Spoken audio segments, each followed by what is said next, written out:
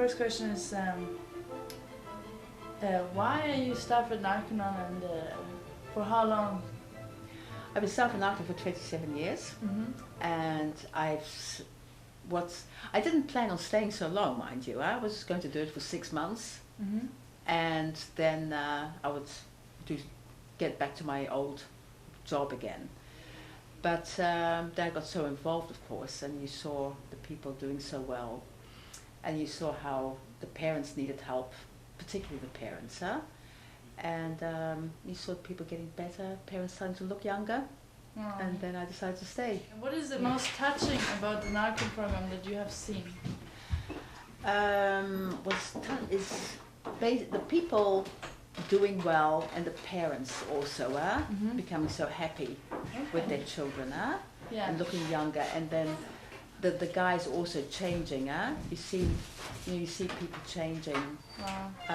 You see people who were given up, basically. I mean, when you hear somebody, this lady from Ireland who did the program 10 years ago. She had her 10th anniversary this year, and she phoning me up and working now, in the big arena, the head of the security, where all the famous pop artists, perform. And that she says, well, if you wouldn't have been such a bitch, I would have been dead now, And you see things like that, You see somebody who was who nearly died 5 years ago, now having a beautiful baby, and things like that. It's just very, very nice. You see on Facebook.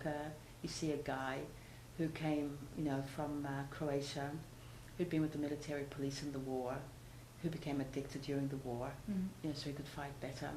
And now, he's with the same girlfriend he had when he came in 1997, and he's got his 2 children doing well. He's doing great.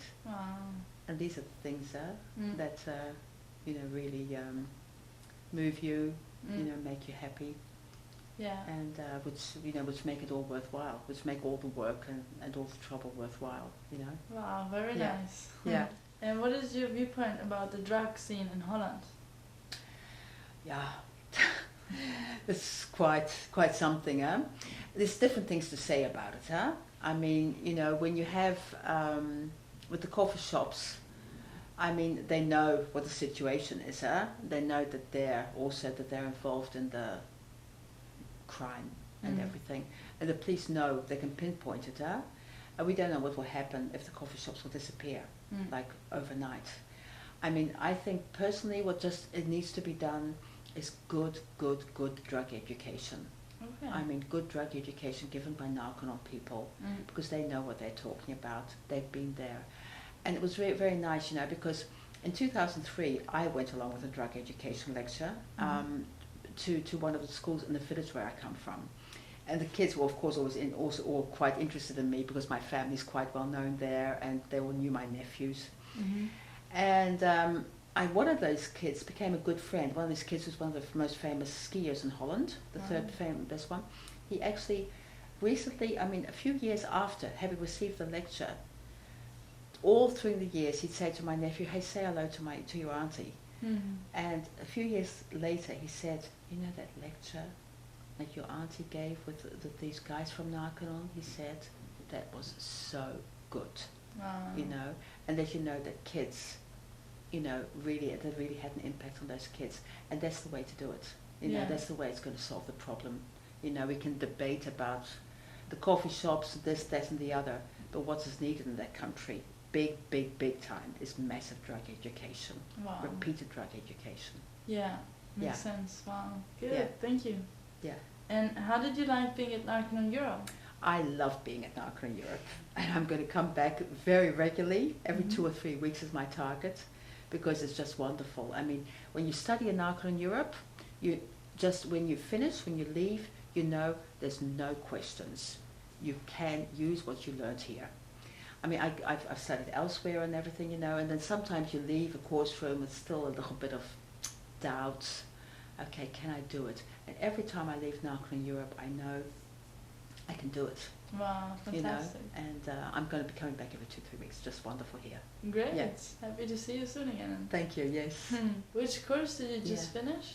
At the registrar workshop on selling, okay, on selling the programs, and you know, really making it clear to a guy who comes and thinks I can still use, and especially in Holland, it's like, yeah, it's okay. I mean, I'm not really an addict. I still have my house. I still have, you know, my money. I still have my wife. You know, I can still do it. And then really making it that I know now how I can make it clear to them that I can change their idea, and I can give them another purpose, and I can really maybe revitalize an old purpose they had, you know, because they had an old purpose somewhere along the line that they wanted to be an accountant or whatever, you know, and they lost that by drugs, and I know how I can do that now. I can handle them, because in Holland it is easy. It's very easy to use drugs. It's very easy to live a life of an addict in Holland, and I know now how I can also handle with Dutch addicts. Wow. And that's really good, because I always, you know, failed there because I didn't really see the necessity of changing. I know how I can handle that now. Wow, fantastic. Yeah, and that's fantastic. Great. Yeah. So I will tell them that, you know, it is with the Narconon program, they will get their child back. The child who he was before he started taking drugs. And that is what the Narconon program does. It gives you back you who you really are, and your child who you really are. And one mother even said to me, you know, Joanna, he's not only like he was before, he's even nicer. You know, and that's what the Narconon program does. And other programs, with all due respect, but they don't get the residues out of the body, you know, and they don't make the people face up to their own responsibility for things and face up to their cravings. And that is what the Narconon program does, you know, because I mean, other programs, with all due respect, the parents don't count. It's because of the parents, you know, of their upbringing.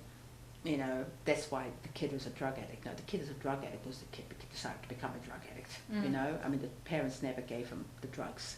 Exactly. And that is really what the Narconon program does. It gets the residues out of the body. It makes the kid face up to life and face up to the problems that he has, and, you know, communicate about the bad things he did so he won't do them again. And that's what the Narconon program does, and it will definitely give, you know, an even nicer version back of the child. That's Narconon, you know. Yeah, Giving fantastic. the person back. Yeah. Wow, great.